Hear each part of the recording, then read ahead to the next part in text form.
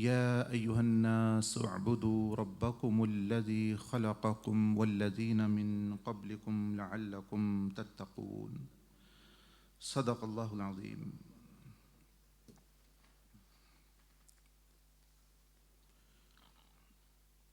عام طور پر جب ہم روزوں کا تذکرہ سنتے ہیں اور کرتے ہیں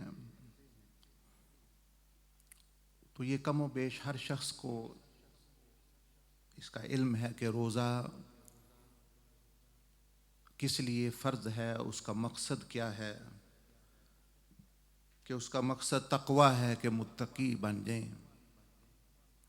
لیکن اس سے ایک غلط فہمی بھی جنم لے سکتی ہے، اور وہ یہ کہ یہ روزہ جو ہے یہ صرف تقوی کے ساتھ اس کا تعلق نہیں، نہ ہی یہ کہ یہ صرف وہ عبادت ہے جو فرض کی گئی کہ بندوں کو تقوی حاصل ہو، بلکہ جو قرآن مجید میں جو پہلا امر اللہ پاک نے دیا، آپ ماشاءاللہ سن رہے ہیں تراویح میں قرآن مجید، تو اگر کوئی آپ سے پوچھے کہ آپ کے رب نے سب سے پہلا حکم کیا دیا ہے قرآن مجید میں، کون سا حکم، کون سا امر، پہلے سب سے پہلی کمانڈ اور امر جو قرآن مجید میں ہے وہ کون سا ہے آپ کے رب نے دیا، اور آخری جو حکم ہے وہ کون سا دیا؟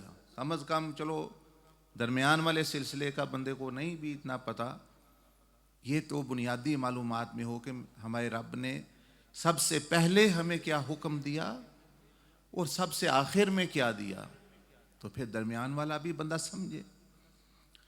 سب سے پہلے تو امر جو ہے، حکم، یہ جو آیت میں نے پڑھی ہے اس کا مفہوم ہے کہ اے انسانوں تم عبادت کرو اپنے رب کی، آگے آخر تک پھر یہ ہے کہ تاکہ تمہیں تقوی حاصل ہو، لعلکم تتقون۔ تو اس آیت میں گویا قرآن مجید نے ابتدا میں بتا دیا کہ جتنی بھی عبادتیں ہیں، نماز ہو، روزہ ہو، حج ہو، زکوٰۃ ہو، ذکر ہو، فکر ہو، جو بھی چیز ہے، جو بھی عبادت کے زمرے میں اللہ پاک نے فرمایا کہ عبادت کرو اپنے رب کی ایک ہی مقصد کے لیے کہ تمہیں تقوی حاصل ہو جائے، تو ان میں سے روزہ بھی ایک عبادت ہے، لیکن صرف روزہ ہی تقوی کے لیے نہیں، ہر عبادت سے جو ہے وہ تقوی مقصود ہے۔ اور لیکن روزے کا تعلق اس سے ایک خاص تعلق بنتا ہے، تو وہ آپ کے سامنے بیان کرنا ہے۔ اور ویسے بھی یہ اصالِ ثواب کی مجلس ہے، آپ اگر اسکرین کو دیکھیں تو یہ اصالِ ثواب ہم کیوں کر رہے ہیں، کیوں محترم راجہ صاحب اپنے والد صاحب کے لیے یہ مجلس قائم کی، آپ کو کھانا کھلائیں گے، افطاری کرائیں گے؟ وہ اس لیے کہ کافر کا یہ ایمان ہے کہ بس یہی زندگی ہے، یہی دنیا ہے۔ یہ نظر آ رہا ہے احمد رضا صاحب؟ آ رہا ہے، یہی دنیا ہے اور یہی زندگی ہے، یہ اسکرین میں دیکھیں۔ تو اب کافر یا جن کا عقیدہ درست نہیں وہ کیوں اصالِ ثواب کریں گے؟ ان کے لیے تو یہی زندگی آئے ختم ہو گئی۔ لیکن جو مسلمان ہیں، مختصر طور پر آپ سمجھیں کہ ان کا یہ عقیدہ ہے کہ سب سے پہلے کچھ بھی نہیں تھا سوائے اللہ جل مجدہ کے، اور اللہ جل مجدہ نے سب سے پہلے نور محمدی صلی اللہ علیہ وسلم تخلیق فرمایا، اور اس کے بعد اللہ جل مجدہ نے جہاں تک ہمارا تعلق ہے روحیں ہماری پیدا فرمائی، اور روحوں کے جہاں میں اللہ پاک نے ہم سے ایک عہد لیا اور ایک امانت دی، ایک ٹرسٹ دیا، اِنَّا عَرَضْنَا الْأَمَانَةَ۔ وہ ٹرسٹ کیا تھا؟ نیکی اور بدی کا جو اختیار ہے۔ امام حسن بصری رحمہ اللہ نے فرمایا امانت سے ایک قول میں یہ مراد ہے کہ جو نیکی اور بدی کا اختیار ہے، بھئی یہ جن و انس کو صرف دیا گیا، دوسری مخلوق نے نہیں لیا، آسمانوں نے، زمینوں نے، پہاڑوں نے، انہوں نے نہیں لیا، انسان نے لے لیا۔ تو یہ تو ہماری پیدائش سے پہلے عالم ارواح کی باتیں ہیں۔ تو وہاں اللہ جل مجدہ نے فرمایا اب میں نے تمہیں یہ امانت دے دی، اب اس کو صحیح استعمال کرو گے، اس کا عہد دو، الست بربکم، کیا میں تمہارا رب نہیں، ان تقولوا یوم القیامت انا کنا عن ھذا غافلین، کہ یہ نہ کہنے لگو قیامت والے دن کہ ہمیں تو پتہ نہیں تھا۔ پھر اس امانت کو کیسے ادا کرنا ہے، اس اختیار اور نیکی بدی کو کیسے اس اختیار کو استعمال کرنا ہے، اللہ جل مجدہ نے عالم ارواح میں ہی حضور علیہ الصلوۃ والسلام کی میلاد کا تذکرہ کیا، آپ کی دنیا میں آمد کا تذکرہ کیا۔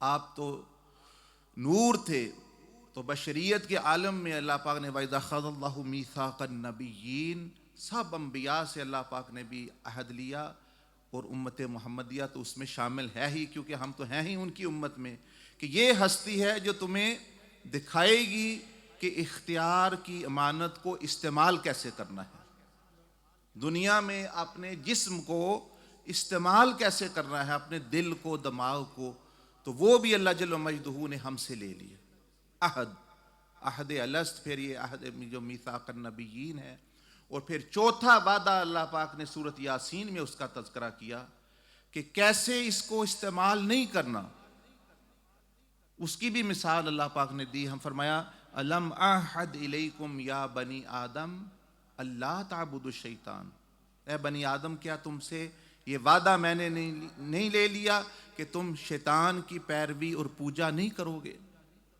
تو یہ چار چیزیں یہ دیکھ رہے عالم ارواح کی ہیں، امانت دینا، پھر الست وعدہ کرنا، عہد لینا، حضور علیہ الصلوۃ والسلام کا تعارف، اور پھر شیطان کا بھی کہ بھئی تم یہ دشمن ہے، اس کے پیچھے نہیں۔ اب راجہ صاحب کے والد صاحب ہوں یا ہم ہوں، ان کو اللہ پاک نے یہاں بھیجا اس دنیا میں، اس دنیا میں آئے، انہوں نے جو چاہا کیا، ہم بھی جو چاہے ہیں کر رہے ہیں۔ اللہ جل مجدہ نے فرمایا اعملوا ما شئتم انہ بما تعملون بصیر، میرے بندو میں نے تمہیں اختیار دے دیا ہے، اب تم نیکی بدی جو مرضی تمہاری کرو، لیکن یہ جان لو کہ اللہ پاک دیکھ رہا ہے جو تم کر رہے ہو۔ اب حضور علیہ الصلوۃ والسلام نور ہیں، لیکن وہ یہاں تشریف لائے ہدایت کے لیے، بشریت کے لباس میں تشریف لائے، ہم میں آئے، تاکہ ان کو بھی بھوک پیاس، آپ نے پتھر بھی باندھے، روزے بھی رکھے، یہ ساری چیزیں کیوں؟ کہ مثال بن سکیں ہمارے لیے۔ ورنہ آپ علیہ السلام نے فرمایا بعض دفعہ آپ بغیر افطاری اور سحری کے بھی روزے رکھے، دن کے بعد ایک کے بعد دوسرا، دوسرے کے بعد تیسرا، اور آپ علیہ السلام نے وہاں فرمایا کہ مجھے تو اے صحابہ تم نہ رکھو، تم میں کون ہے میری طرح، میں تو اپنے رب کے ہاں کھاتا پیتا ہوں۔ مطلب یہ بتا رہا ہے کہ آپ کو ضرورت نہیں، لیکن آپ نے جو اختیاری فقر اور مشقت میں اپنے آپ کو ڈالا، وہ امت کے لیے نمونہ بننے کے لیے، یہاں تک کہ آپ کا یہاں سے جانا بھی وہ بھی آپ کے اختیار سے تھا۔ اللہ پاک نے جبریل علیہ السلام کو بھیجا، اگر میرے محبوب آنا چاہیں تو آئیں، رہنا چاہیں تو قیامت تک رہیں۔ اسرائیل علیہ السلام آئے، وہ بھی اجازت۔ تو کسی بزرگ نے فرمایا کہ حضور علیہ السلام وہ ہستی ہیں، موت بھی اجازت لے کے آپ کے پاس آتی ہے، اور ایک ہم ہیں کہ ان کے کہنے کے مطابق اور ان کی محبت کو وہ ترجیح نہیں دے رہے، اور ان کے قول کو وہ ترجیح نہیں دے رہے۔ وہ تو فرشتوں سے پوچھے، موت جس سے سب ڈرتے ہیں، وہ بھی اجازت مانگ کے رسول اللہ صلی اللہ علیہ وسلم کے گھر تشریف لاتی ہے، کیونکہ موت بھی ایک مخلوق ہے، وہ بھی آپ کی امت میں شامل ہے۔ آپ نے سنا ہوگا کہ آخری وقت میں جب حشر ہو جائے گا تو اللہ پاک ایک مینڈے کی شکل میں موت کو لا کے ذبح فرما دے گا، فرمائے گا اے اہل جنت آج کے بعد موت نہیں، اور اے اہل جہنم آج کے بعد موت نہیں۔ تو موت بھی مخلوق ہے، اور جو بھی چیز مخلوق ہے وہ حضور علیہ السلام کی امت میں رحمت للعالمین کی نسبت سے شامل ہے۔ تو موت ہو یا اسرائیل ہو، جنت ہو یا جہنم ہو، یہ امتی بھی ہیں آپ علیہ السلام سے، اس لیے وہ بھی اجازت مانگ رہی ہے موت کہ میں آؤں کہ نہ آؤں۔ لیکن پھر اس سے ہمیں سبق لینا چاہیے کہ ہمیں کتنی بات سننی چاہیے۔ وہ موت اجازت لے کے آئے، ہم ان کی اجازت کے بغیر کھائیں، ان کی اجازت کے بغیر کاروبار کریں، ان کی اجازت کے بغیر معاملات کریں، جو مرضی آئے اپنی مرضی کریں، تو یہ تو اس امانت کا حق ادا کرنا نہیں۔ تو اب سکرین پر دیکھیں، یہاں بندہ آ گیا، جو مرضی کرے، اللہ جل مجدہ نے اس کو اختیار دے دیا۔ اس کے بعد اب ہم ایصال ثواب کے لیے اس لیے بیٹھے ہیں کہ ہمارا عقیدہ ہے کہ جو ہی بندہ مرتا ہے، میری اور آپ کی بھی، اور ان کی روح تو چلی گئی، ہماری بھی، قبر سے کا جہاں جو ہے، جس کو برزخ کا جہاں کہا جاتا ہے، اور آپ علیہ السلام نے، امام ترمذی نے روایت کیا رحمہ اللہ نے، کہ قبر جنت کے باغوں میں سے ایک باغ بن جاتی ہے، یا جہنم کے گھڑوں میں سے ایک گھڑا۔ اگر اچھے کام کیے تو یہ ہے مقام اللہ علیین، انبیاء کے ساتھ، صدیقین کے ساتھ، شہداء کے ساتھ آپ کو اللہ جل مجدہ اکٹھا کرے گا۔ یا جس طرح کے کام قوم لوط والا کام کیا، ان کے ساتھ اکٹھا کرے گا۔ فاسقوں فاجروں والا کام کیا، جس طرح کے کام ہے اسی طرح کا برزخ میں ان لوگوں کا ساتھ ملے گا، قیامت کے میدان میں ان لوگوں کے ساتھ حشر ہوگا بندے کا۔ یہ نہیں جس آپ علیہ السلام فرمایا، جو جس کے ساتھ محبت کرتا ہے اسی کے ساتھ وہ اٹھے گا۔ تو حقیقی جو محبت ہے، دعویٰ کرنا تو وہ ہر بندہ کا، یہودی بھی کہتے تھے ہم نحن ابناء اللہ واحباؤہ، کہ ہم بھی اللہ کے بیٹے اور اللہ کے بڑے پیارے ہیں۔ اللہ پاک نے فرمایا تو پھر یہ گناہ کیوں کر، اللہ کو اللہ کے پیارے ہو تو پھر یہ گناہ تم نے کیوں کہ قل فلم یعذبکم بذنوبکم، پھر تمہیں اللہ پاک نے سزا کیوں دی اگر تم گناہ کیے۔ یہ پہلا تو اشارہ کر دیا کہ اگر گناہ بندے کے کر، اللہ کی نافرمانی کر رہے تو محبت وہ کس انداز کی ہے؟ کیا محبوب کی بھی نافرمانی کرتا ہے، بغاوت کرتا ہے؟ دوسرا اللہ پاک نے فرمایا تو موت کو کیوں نہیں پسند کرتے؟ اگر سچے ہو اللہ کے ولایت کی، حضور علیہ السلام کی محبت کی، تو نشانی ہے کہ بندے کو موت پسند ہو، کہ وہ بندہ ان سے ملاقات ہونی ہے میری۔ یا ایھا الذین ھادوا ان زعمتم انکم اولیاء للہ، اللہ پاک نے اولیاء اللہ کی نشانی بیان فرما دی کہ ولی وہ ہے کہ جس کو جو اپنے رب سے ملنے کا مشتاق ہو، وہ رب سے ملنے کے اس کا دل چاہے، وہ اس کو موت تحفہ لگے۔ حضرت بلال اپنی وفات پردہ فرمانے کے وقت خوش ہیں، بیوی پوچھتی ہے کیوں ہم رو رہے ہیں، آپ دنیا سے جا رہے ہیں، آپ خوش ہیں، آپ مسکرا رہے ہیں؟ فرمایا چند ہی لمحے رہ گئے، آپ علیہ السلام سے ملاقات ہوگی، آپ علیہ السلام کے یاروں سے ملاقات ہوگی، ابو بکر عمر سے ملاقات ہوگی، کتنا میں نے ان کا جو ہے یعنی وقت گزارا ان کے بغیر، میں اس لیے خوش ہوں۔ تو مومن کو تو وہ اپنا ایک تحفہ لگتا ہے، یعنی اپنا، اور اللہ پاک نے فرمایا کہ یہ کہ محبت کی نشانی، ولایت کی نشانی، کہ موت کو کے بعد جو زندگی ہے اس سے محبت۔ تو اس کے بعد جو ہے اللہ جل مجدہ قیامت والے دن سب کو اکٹھا کرے گا۔ یہ دیکھیں حساب کتاب ہونا ہے، 50,000 سال کی زندگی ہوگی۔ اب یہاں کیونکہ کئی لوگ اگر گناہوں کی وجہ سے چلے گئے تو زندہ رہنے والے کوئی دعائیں یا وہ کوئی صدقہ خیرات جو کرتے ہیں وہ ان کو پہنچتا ہے، یہاں والے ہوں یا وہاں والے ہوں، جہاں بھی ہوں، اگر اخلاص کے ساتھ صدقہ، ایصال ثواب، جو بھی نماز روزہ عبادت نفلی جو بھی بندے نے کی ہے وہ ان کو پہنچتی ہے۔ تو بعض مرتبہ بندہ گناہوں میں ڈوب کر عذاب کا مستحق ہوتا ہے، اور پچھلوں کی دعائیں اس کو یہاں سے وہاں لے جاتی ہیں، جنتوں کے جہاں میں لے جاتی ہیں۔ اس لیے یہ ایصال ثواب ہے، اس لیے ہم مثال کے طور پر اکٹھے ہوئے ہیں۔ پھر قیامت کا منظر آئے گا، پھر اس کے بعد پل صراط اوپر رکھی جائے گی، 100 سال 1500 سال کا رستہ، جتنا بھی اللہ جل مجدہ نے اس کو لمبا بنایا، کسی کے لیے چھوٹا کسی کے لیے زیادہ۔ پھر جہنم سے اوپر سے گزرنا یا گر جانا گناہوں کے سبب، کفر کے سبب، اور پھر جنتوں میں جانا۔ تو یہ تو اسلامی ایک تصور ہے عقیدے کا، اسی کو عقیدہ کہتے ہیں۔ ابھی ہم اللہ پر ایمان، فرشتوں پر، کتابوں پر، آخرت پر۔ اور یہ جو آپ روزہ رکھ رہے ہیں، جو ہی بندہ مرے گا تو تقوی ہے جو اس کو یہاں سے قبر کو جنت بنائے گا، پل صراط سے پار کرائے گا، قیامت والے دن حوض کوثر کا پانی نصیب کرے گا، اللہ کے عرش کا سایہ نصیب کرے گا۔ وہ تقوی ہے وہ چیز، اور روزہ جو ہے وہ مدد کرتا ہے آپ کی کہ آپ کو وہ چیز حاصل ہو جائے۔ اب جو ہے روزے کا مقصد تو آپ نے سن لیا، وہ بھی یعنی تقوی ہے، عبادت کا مقصد بھی تقوی ہے، اب تقوی جو ہے وہ کیا ہے، آسان زبان میں آپ کو سمجھاؤں. تقوی کہتے ہیں بچنے کو، کہ بندہ اللہ پاک کے غضب، اللہ پاک کے عذاب سے اور جہنم سے اور گناہوں سے بچ جائے. یہ صفت پیدا ہو جائے کہ بندہ بچنے والا بن جائے، اسی کو کہتے ہیں تقوی. اس کی علامتیں ہوتی ہیں، لیکن یہی جو ہے وہ اپنا تقوی. لیکن علامت کہہ لیں 4 علامتیں ہیں اس کی بزرگوں نے بیان فرمائی. سب سے پہلی علامت یہ ہے کہ وہ بندہ اللہ جل مجدہ کے حکم، اللہ کی محبت، اللہ کی عبادت اور اس کے حکم اور امر کو ترجیح دیتا ہے اپنی خواہشات پر اور بری خواہشات پر. دیکھیں اللہ جل مجدہ نے فرمایا زُیِّنَ لِلنَّاسِ، کہ اللہ پاک نے مال، دولت، اولاد، عورتوں کی محبت یہ مزین کر دی. کئی لوگ انتظار کرتے رہتے ہیں وہ وقت آئے گا جب ہمارے دل میں ان سب چیزوں کی نفرت پیدا ہو جائے گی تو ہم نیک بن جائیں گے.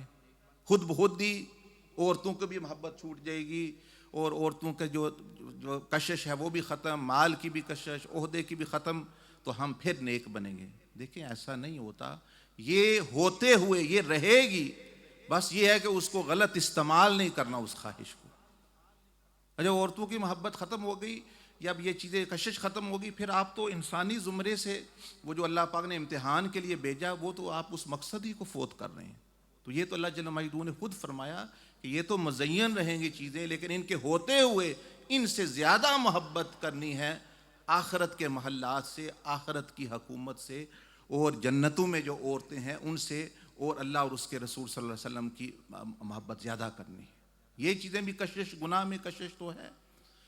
تو نافرمانی کی نفرت ہوتی ہے، لیکن مال کی نفرت نہیں پیدا ہوتی بندے میں. مال تو اچھی چیز، اللہ پر نے اس کو خیر بھی کہا. بہت سارے لوگ کتنی خیر، ابھی یہ مال ہی خرچ ہو رہا ہے تو ان اللہ اشتری من المؤمنین انفسهم اموالهم بان لهم الجنہ. کئی لوگ مال استعمال کر کے آخرت بنا جاتے ہیں.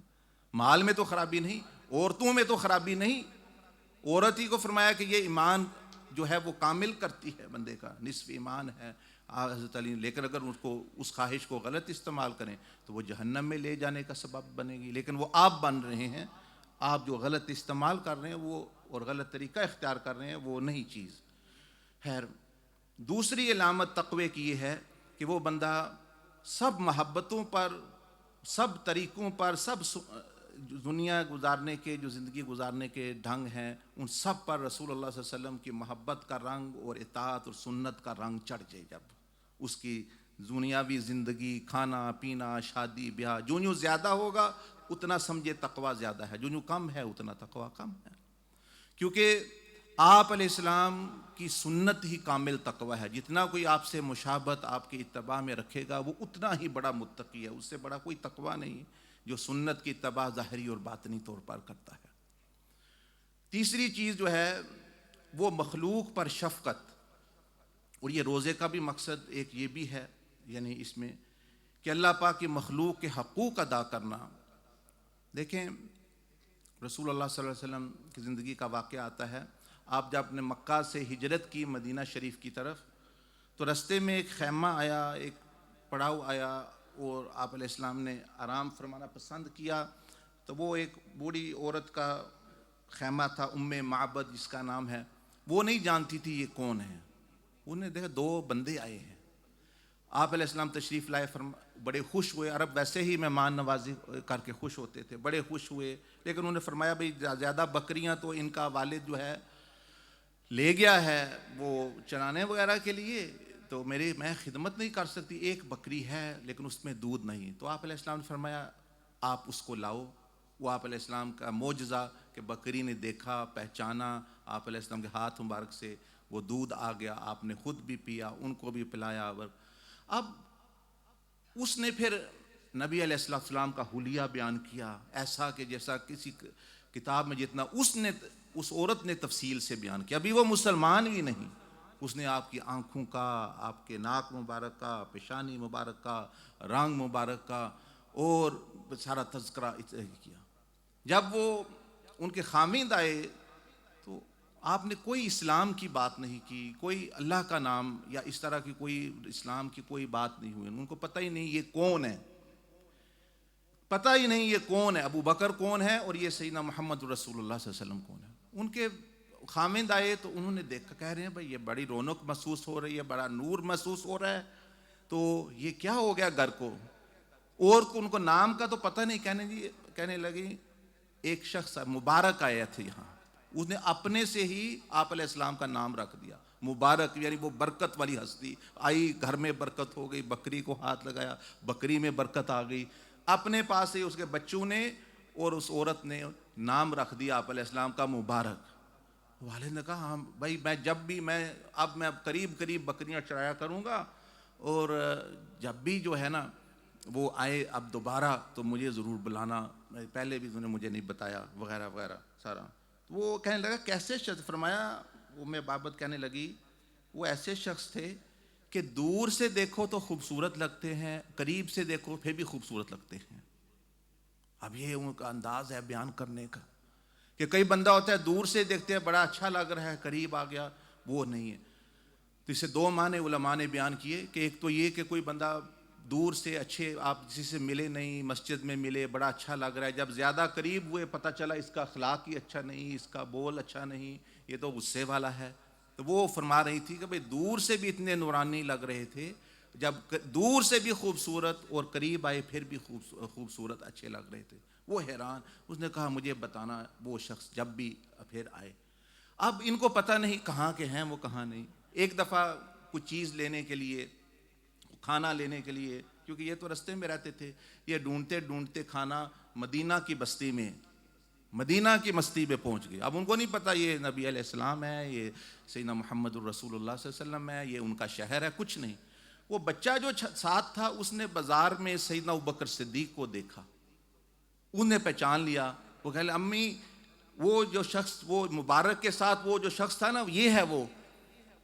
اب وہ بچہ دوڑا، وہ حضرت ام محبت نے فرمایا کہ آپ کون ہیں؟ انہوں نے فرمایا ابو بکر۔ فرمایا تمہارے یاد ہے تم آئے تھے، وہ تمہارے ساتھ کون تھا؟ پھر انہوں نے جو ہے فرمایا کہ وہ اللہ کے نبی ہیں، اللہ کے رسول ہیں، سیدنا محمد الرسول اللہ صلی اللہ علیہ وسلم ہے، اور وہ گئے۔ مقصد بات کرنے کا یہ ہے، یعنی قصہ سنانا مقصد نہیں، کہ مخلوق پر شفقت، آپ کسی کو دعوت دیے بغیر، اسلام کا نام لیے بغیر کچھ کہے میں یہ ہوں، میں نیک ہوں، اخلاق کی زبان ہر بندہ سمجھتا ہے، جانور بھی سمجھتا ہے۔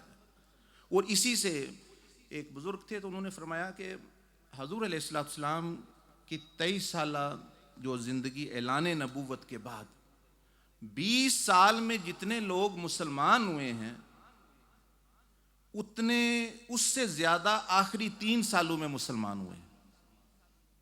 اب بات تو سوچنے والی ہے، بڑے بڑے اماموں نے، بڑے بڑے محدثین نے اس پر پھر اپنا تبصرہ کیا کہ کیا وجہ ہے کہ 10 سال مکہ کے، 10 سال مدینہ شریف کے جتنے لوگ اسلام میں داخل ہوئے اتنے نہیں، اور آخری 7 ہجری کے بعد 10 ہجری تک جو ہے 3 سال میں لوگ زیادہ مسلمان، کیا وجہ ہے؟ تو پھر انہوں نے امام زہری، امام اور بزرگان دین، اولیاء صلحاء نے اپنی اپنی رائے دی۔ بہرحال جو سارے اس بات پر متفق ہیں، وہ فرماتے ہیں وجہ اس کی یہ ہے کہ 7 ہجری کے بعد جو عام لوگ تھے نا، جو کافر وغیرہ، اس سے پہلے تو انہوں نے صرف اسلام کا نام سنا تھا، قرآن کا نام سنا تھا، صرف آپ علیہ السلام کی شخصیت کے بارے میں سنا تھا، اسلام دیکھا نہیں تھا۔ آپ علیہ السلام کو بھی ہر شخص کو تو موقع نہیں ملا قریب جانے کا۔ فرمایا اب جو 7 ہجری کے بعد مسلمانوں کو جو کافروں کے ساتھ رہنے کا موقع ملا، کافروں کو، عیسائیوں کو، یہودیوں کو ان کے اخلاق دیکھنے کا، ان کے معاملات، ان کا کاروبار، ان کا اٹھنا، ان کا بیٹھنا دیکھنے کا موقع، اس چیز نے لوگوں کو جوک در جوک اسلام میں داخل کیا۔ آج بھی دیکھیں ٹی وی چینل کتنے ہیں، میں بھی تقریر کرتا ہوں تو آپ بھی سنتے رہتے، وہ بڑھ رہے ہیں، ڈی وی ڈیاں بڑھ رہی ہیں، تقریریں بڑھ رہی ہیں، کیوں نہیں لوگ اسلام میں داخل ہو رہے؟ وہ اس لیے کہ وہ اسلام وہ دیکھ رہے ہیں کہ جو ہم جن کے ساتھ کیسے پیش آ رہے ہیں، اور ہم کہہ رہے ہیں مسجد بن جائے، یہ ہو جائے۔ یہ اسپین کی قرطبہ کی مسجد ابھی بھی یورپ میں ایسی مسجد نہیں ہے۔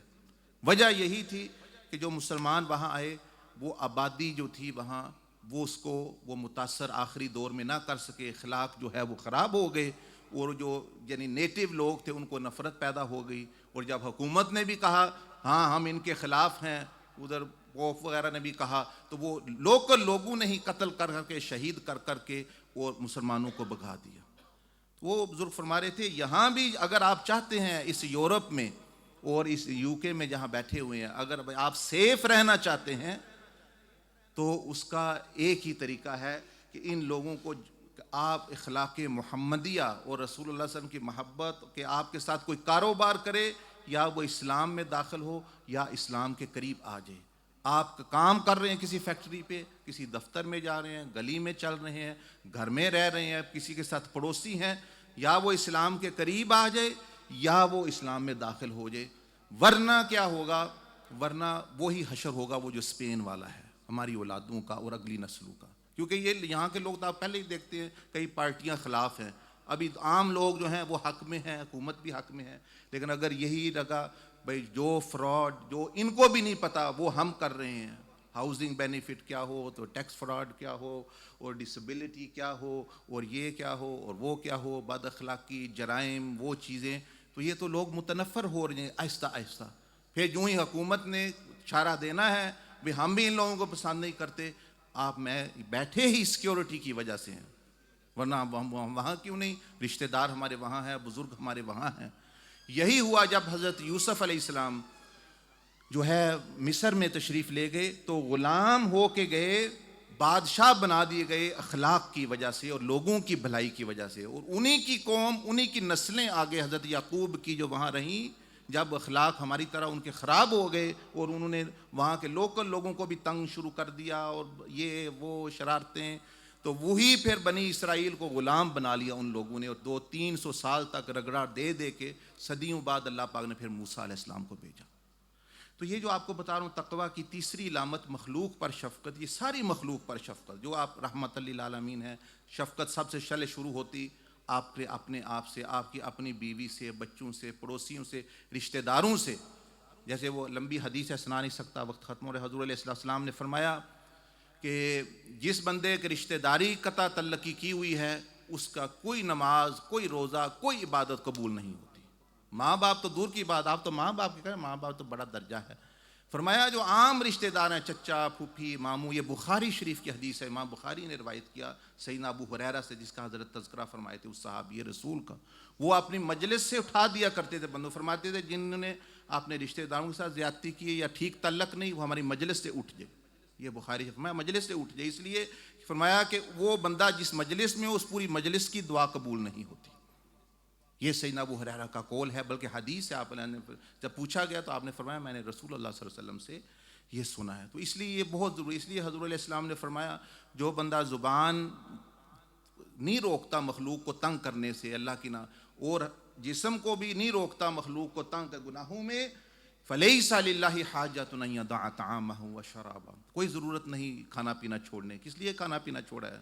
رات دن تو لوگ غیبت، چغلی، یہ وہ، خیر یہ۔ اور چوتھی علامت جو ہے وہ حضور مع اللہ، کہ یعنی اللہ پاک کی حضوری میں رہے، اسی لیے عبادت ہے، نماز ہے کہ اللہ پاک ہمیں دیکھ رہا ہے، سن رہا ہے، اور جو ہے اپنا اللہ کی حضوری میں بندہ رہے۔ ہمارے ایسے ایسے بزرگ گزرے ہیں جو رسول اللہ صلی اللہ علیہ وسلم کی حضوری میں رہا کرتے تھے، ہم تو اللہ پاک کی حضوری میں بھی نہیں، اور آپ علیہ السلام یعنی اتنی اتنی ہستیاں، آخرت سامنے ان کے، رسول اللہ صلی اللہ علیہ وسلم ان کے سامنے، خیر اپنا یہ حضوری کم از کم اللہ پاک دیکھ رہا ہے، سن رہا ہے، ہمارے ساتھ ہے، اس کا تو یہ پھر مدد کرتا ہے بندے کا روزہ حاصل یعنی کرنے۔ تو ابھی 9:30 ہو گئے، ابھی یہاں ختم کرتے ہیں۔ اللہ پاک آپ کو صحیح روزہ، یہ آپ جو آخری تصویر دیکھ رہے ہیں یہ مطلب اس کا یہ ہے کہ زبان کا روزہ بھی رکھیں، کان کا بھی رکھیں، آنکھوں کا بھی رکھیں، ہاتھ کا بھی رکھیں، پیٹ کا بھی رکھیں، یہ ساری چیزوں کا روزہ ہو تو تب روزہ کامل اور تقویٰ دے گا، ورنہ منہ باندھنے والا روزہ، آپ علیہ السلام نے فرمایا کہ رب صائم لیس لہ من صیامہ الا الجوع، کتنے روزہ دار ایسے ہیں کہ جن کو روزے میں جو ہے وہ بھوک کے سوا کچھ نہیں لگتا، کیونکہ روزے میں، صیام میں، اور علماء فرماتے ہیں اور صوم میں فرق ہے۔ صیام صرف کھانے پینے کو کہتے ہیں، اور صوم وہ تب بنتا ہے جب واقعتاً وہ یہ ساری چیزوں کا روزہ بن جائے، پھر اس کو کہتے ہیں صوم، اور پھر جو ہے صیام۔ اللہ جل مجدہ وقت نہیں ورنہ آپ کو روزے کے درجات بھی بتلاتے. بہرحال پھر بھی آپ یہ لیفلیٹ وغیرہ ادھر پڑے ہوئے ہیں جاتے ہوئے بشک لے جائیں. شب قدر کیسے گزارنی ہے, اعتکاف کیسے گزارنا ہے. سب سے ضروری اہم بات اللہ اور اس کے رسول صلی اللہ علیہ وسلم سے تعلق درست, اور مخلوق سے تعلق, اپنے ماں باپ بہن بھائیوں رشتہ داروں کو پڑوسیوں کو راضی کریں, کیونکہ آپ نے نہیں چوز کیا یہ میرا چچا ہو, یہ میرا ماموں ہو, یہ میرا پڑوسی ہو. یہ اللہ کا اختیار ہوتا ہے. اللہ نے جو جو بندے آپ کی زندگی میں رکھے. ابو لہب حضور علیہ السلام کا چچا تھا, آپ بھی جانتے ہیں, میں بھی جانتا ہوں. دشمنی ایک طرف, اس نے کہا میں ان کی بات نہیں مانتا, میں ان کو نبی نہیں مانتا, لیکن ان جیسا پڑوسی میں نے پوری زندگی نہیں دیکھا, کیونکہ وہ پڑوسی بھی تھا. اور وہ حیران تھا کہ وہی آپ علیہ السلام پڑوسی ایسے ہیں, یعنی اپنے آپ کے اخلاق کے وہ بھی جو ہے. تو اسی طرح بندے کو ہو سکتا ہے آپ کے ساتھ اختلاف ہو, لیکن یہ نہیں بھی یہ بے ادب ہے, یہ گستاخ ہے, یہ بات کا بتنگڑ بتاتا ہے, منہ پھٹ ہے, یہ چیز مسلمان کی صفتیں نہیں. اختلاف ہو سکتا ہے 1000 دفعہ. جزاکم اللہ احسن الجزاء. اللہ پاک علماء کو جو بیان فرمایا جنہوں نے, وہ بھی ہمیں نصیحت عمل کرنے کی توفیق عطا فرمائے. جو باتیں ٹوٹی پھوٹی میں نے کی, اور ان کے والد صاحب کو, اور تمام کے جو حاضرین ہیں, والدین, خیشوکار, رشتہ دار جتنے بھی ہیں, ان کو اللہ پاک اجر و ثواب اس کا جو ہے عطا فرمائے. سبحانک اللہم و بحمدک, نشہد ان لا الہ الا انت, نستغفرک و نتوب الیک. استغفر اللہ.